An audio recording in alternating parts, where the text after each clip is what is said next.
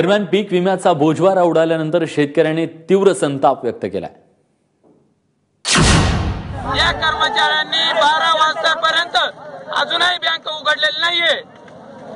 याबद्दल आम्ही इथे रस्ता रोको आंदोलन करीत आहोत।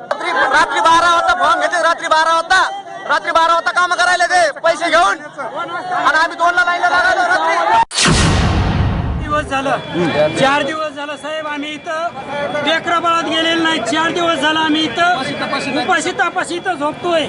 आम्ही या माणसाला इथं चेंगरून इथं पडलं, ह्याला दवाखाना आम्ही केला, इथं चेंगराचेंगरी झाली।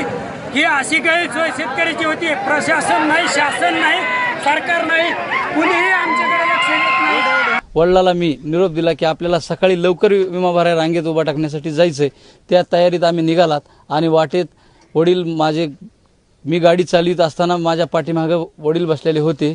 त्यांना चक्कर आल्याने आणि 2-3 दिवसांनी त्यांची झोप मोड झाल्याने ती अचानक पडले गाडीच्या पाठीमागे आणि त्यांचा जाग्यावरच उजनी पाठी येथे मृत्यू झाला।